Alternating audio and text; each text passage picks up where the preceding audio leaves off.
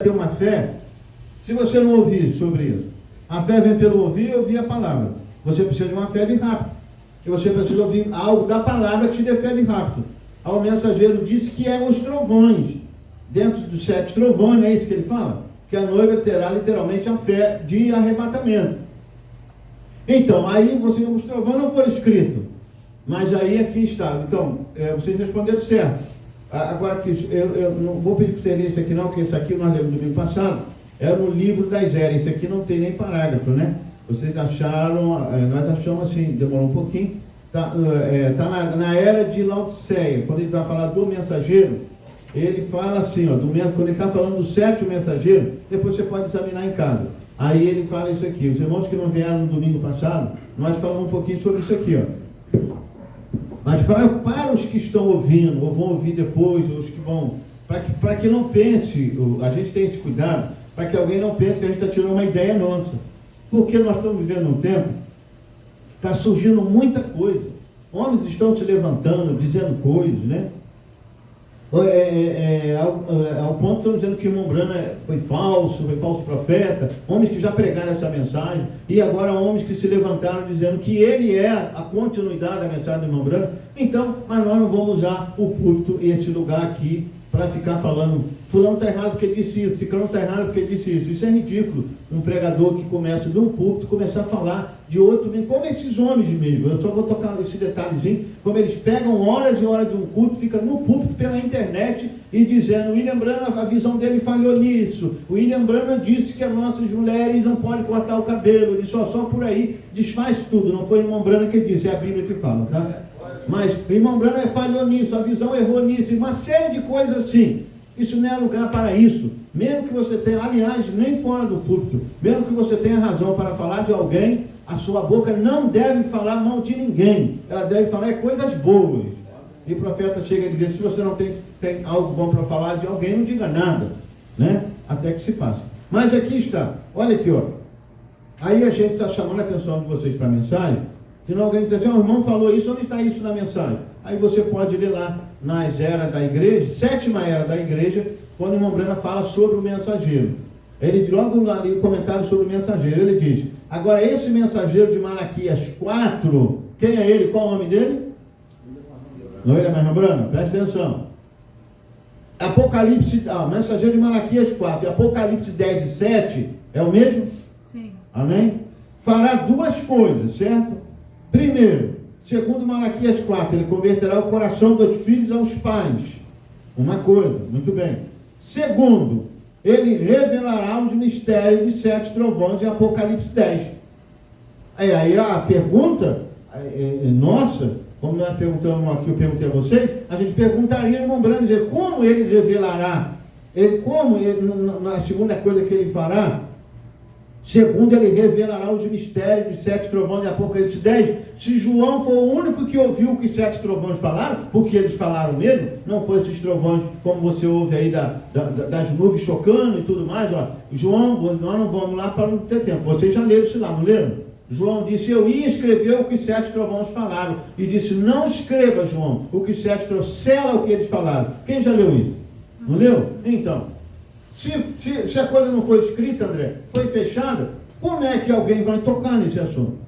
Mas veja bem, olha o que ele vai falar. Ele converterá o coração dos filhos aos pais. Segundo, ele revelará os mistérios dos 7 trovões, Apocalipse 10, os quais, olha aí a resposta do céu, os quais são as revelações contidas nos 7 selos. Então isso quer dizer que quando se pregar, hoje todo pastor, pregador, esses homens de Deus que estão pregando os mistérios dos 7 selos, eles estão pregando o que foi contido dentro dos trovões. E o povo que estiver recebendo essas mensagens está ouvindo fé, estão recebendo fé de arrebatamento. Aí eu te pergunto, principalmente nós como pregador e a igreja, irmão, a mensagem para esse tempo está aí. Aí você diz assim, pastor Marcelo, então eu, Marco, Júlio, André, todo irmão que for pregar nos carros, tem que ficar aqui dentro de Apocalipse? Não é bem isso, irmão. É que quando você revela os 7 selos, os 7 selos contêm todo o segredo de toda a Bíblia. Não é que a gente vai ficar dentro de Apocalipse, não. de toda a Bíblia. Então, quando você prega a Bíblia revelada, você está pregando os mistérios dos 7 trovões. E quando você está pregando o mistério dos 7 trovões, ou seja, você está pregando os selos revelados, os trovões estão ecoando naquela hora. Aquelas pessoas que são filhas de Deus, que estão ouvindo isso, e você que está pregando, isso começa a trazer um avivamento na sua alma e te dá fé para a transformação do seu corpo, e você vai embora. Amém. Agora você sabe por que o diabo está atirando tanto contra isso? Então, é o que ele disse aqui, deixa eu concluir. Segundo ele, revelará os mistérios dos 7 trovões, Apocalipse 10, os quais são as revelações contidas nos 7 selos.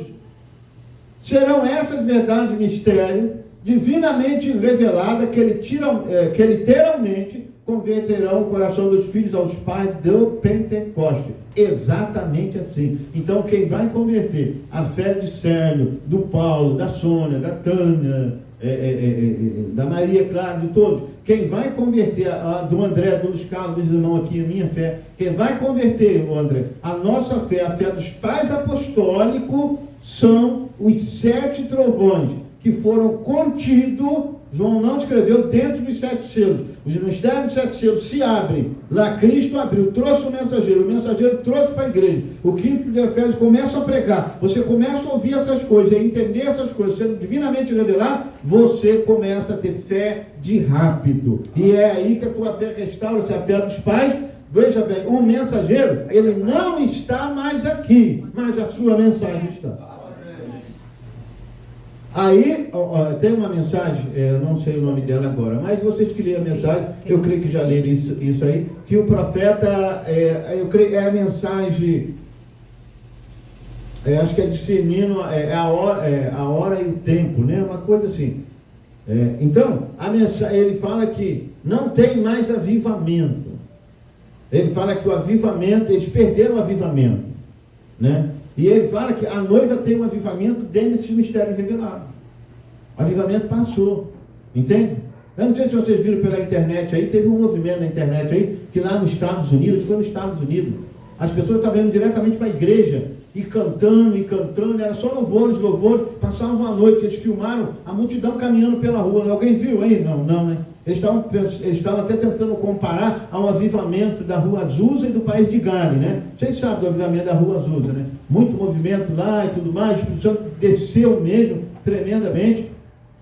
E esse movimento agora foi no ano passado, né? Então estava indo direto, eles filmando, o pessoal cantando, tocando direto, as pessoas chorando, levantando as mãos, o culto não terminava, era direto, dia e noite. Então estava chamando a atenção e alguém estava dizendo que realmente era um avivamento e achando que era um avivamento. Agora olha, veja bem, avivamento sem a palavra, avivamento que não traz transformação de vida.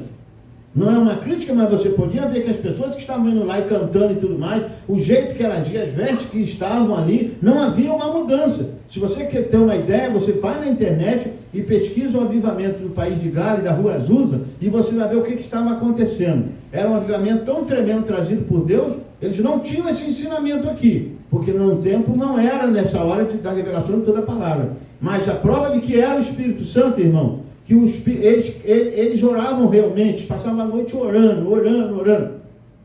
Uma alegria tremenda. Mas a vida das pessoas era transformada. Para você ter uma ideia, vários botecos, casa de prostituição, estádio de futebol foram fechados, porque o Espírito Santo estava convertendo todas essas pessoas.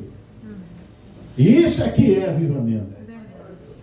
A pessoa disse que o homem chegava no bar e pedia uma bebida. Os irmãos orando em determinado lugar lá naquele, no lugar que era um lugar até de guardar um prédio velho, mas eles começaram ali. O irmão, não sei se foi Charles Pairan, ele fez um púlpito de caixotes, de madeira. Ali e começou, se não me engano era ele que só tinha uma vista, mas começou a orar, e a pessoa pegava a bebida, e na hora de beber, aquele movimento do Espírito Santo atingindo todo o quarteirão, e aquele homem largar a bebida alcoólica ali, e correr para a igreja e aceitar Jesus, nunca mais beber, porque por causa do poder que estava ali, arrancando o demônio de bebida, que escravizando a pessoa, eram libertos pelo aquele movimento, aquele avivamento. Mulheres de casa de prostituição que saíam libertadas, estádio de futebol esvaziaram, as pessoas não queriam mais para o estádio de futebol, elas serviram a Jesus e foram adorar a Deus na igreja, irmão. E não voltaram mais. E sério, até jogadores de futebol largaram seus clubes porque o Espírito Santo estava tocando em todo o coração. Então, deixe esse avivamento dos 7 trovões, a revelação do dia, cair em nossos corações, que ele não só vai te trazer fé de rápido, vai te avivar, mas vai fazer você voar acima de todas as coisas, não só do sistema denominacional, mas acima de toda a atração do mundo. Amém. Porque isso é Deus, a palavra é Deus. Então, a gente fica aqui, você não esqueça isso é muito importante, você não esqueça isso, que agora você prestou bem atenção, que esse 7º mensageiro, quando ele começou com cura e discernimento. Mas olha o que o profeta está falando desse mensageiro, que foi ele mesmo.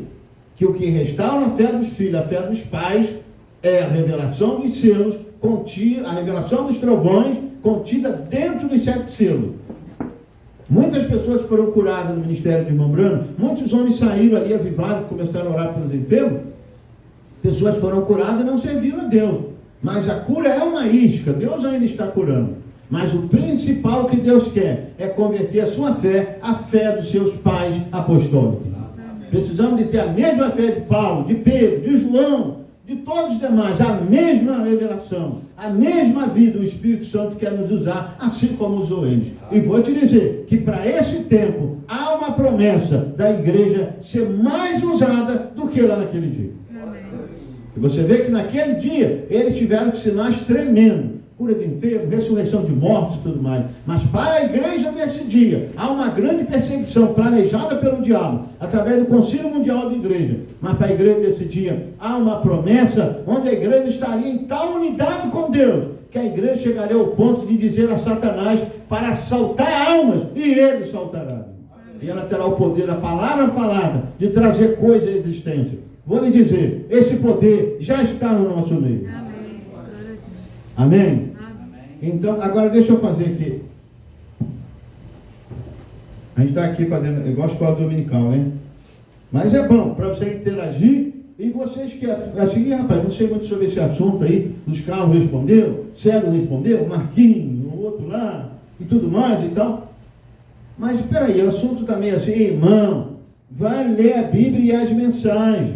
É que eu te disse. Falar sobre os trovões não quer dizer ficar dentro de Apocalipse ali estudando. Só que esse livro selado é a Bíblia. Quando abre selo, mostra, a Bíblia fica nova. Então, uma vez que você lê as mensagens, você vai ver. O irmão pode chegar aqui, o irmão Júlio pode chegar aqui, ó. Vou pregar a mensagem aqui, irmão. Eu quero falar sobre José. Ó. José, uma história bonita de José. Muito amado pelo seu pai, odiado pelos seus irmãos, tudo mais. Vendido para o Egito e tudo mais, e até a pessoa pode se emocionar e chorar, há muito assunto ali. Mas uma vez que ele prega, depois desses selos revelados, quando os selos se abrem, ele conta a real história de José, ou seja, não a real, mas o que aquilo estava falando. E você vai ver que eles eram tipos, e nem José sabia, nem Jacó sabia, e a rejeição dele, a trajetória dele para o Egito, e está falando de Cristo, a igreja, a esposa que ele casa no Egito. Quer dizer, então quando o pregador começa a falar sobre esses assuntos, detalhado e dizendo, José rejeitado pelos seus irmãos, Cristo rejeitado pelo judeu, José lá na cova, né? José lá na prisão, 2 malfeitores lá, um voltou, teve o sonho interpretado, foi salvo, e o outro pereceu. Aí Cristo na cruz,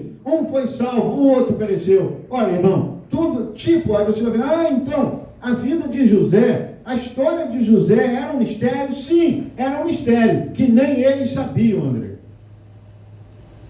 Nem eles sabiam.